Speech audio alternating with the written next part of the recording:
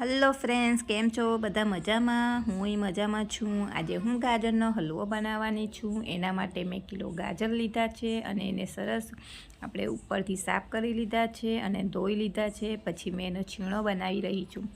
છીણો બનાવીને આપણા ગાજર ઓલમોસ્ટ છીણાઈ ગયા છે. હવે હું એક પેન લીધી છે. પેનના અંદર હું બધો ગાજર નાખી દીધું છે. એ છીણો એના અંદર થોડું પેનને ગેસ પર રાખી દીધી છે. હવે એનું પાણી બળે ત્યાં સુધી આપણે એને સરસ થવા દેવાનો છે. એના અંદર મેં 6 ચમચી ખાંડ લીધી છે.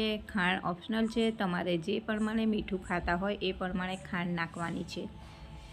અને બી આપણે સરસ મજાનું ખાંડને સરસ થવા દેવાની છે. સરસ સાંતરાઈ જાય પછી આપણે એને ઢાંકણ ઢાંકી દઈશું, એટલે એનું બધું પાણી છૂટી જશે અને એક રસ થઈ જશે. એક રસ થઈ જાય પછી આપણો ગાજરનો હલવો આવો દેખાશે. એના અંદર આપણે હવે થોડું દેશી ઘી આવે છે એ એડ કરીશું. દેશી ઘી મેં 3 ચમચી લીધી છે. આપણે વધારે ઘી ખાતા હોય તો થોડું વધારે ઘી નાખી શકાય, પણ મેં મીડિયમ રાખ્યું છે કે ના વધારે ઘી ના ઓછું ઘી, મીડિયમ થોડું એ રીતનું મેં ગાજરનો હલવોને રેડી કર્યો છે. આપણે અને બી થોડું થવા દઈશું સરસ બરાબર. એને આપણે ઉલટ કરતું રહેવું પડશે તાકે નીચેથી બળી ના જાય. એને સરસ મજાનું એક બધું પાણીના અંદર આપણે થોડું દૂધ નાખીશું. મેં ગરમ દૂધ એડ કર્યું છે અંદર 1 કપ જેટલું. સરસ એ દૂધને થવા દેવાનું છે. આપણે અંદર હલાવતા રહેવાનું છે. એક રસ થાય ત્યાં સુધી એને સરસ થવા દેવાનું છે. પછી આપણે ઉપર ઢાંકણ ઢાંકી દઈશું. એને 5-10 મિનિટ લગીને આપણે થવા દેવાનું છે. સરસ થઈ જાય પછી આપણે વચ્ચે ચેક બી કરતું રહેવાનું છે અને હલાવતું રહેવાનું છે. પછી મેં 5-6 ઇલાયચી લઈ લીધી છે.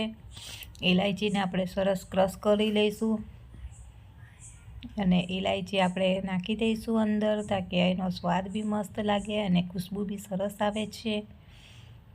અને અંદર મેં કોઈ ફૂડ કલર એડ નથી કર્યો. આપણો જે ઓરિજિનલ કલર છે એ જ છે અને સરસ દેખાય બી છે ફ્રેન્ડ્સ. સરસ દેખાય છે અને બન્યો બી સરસ છે. આપણો ઓલમોસ્ટ આ ગાજરનો હલવો થઈ ગયો છે અને હું એને કાઢી રહી છું. આપ જોઈ શકો છો. હવે આપણા પાસે જે ડ્રાયફ્રૂટ હોય છે એ આપણે અંદર એડ કરી દેવાના છે.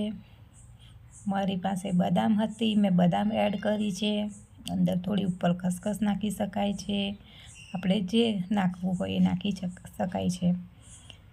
તો તમે નવા છો તો મને જોઈન્ટ કરો. મારો ગાજરનો હલવો રેડી છે. Bye bye friends, take care.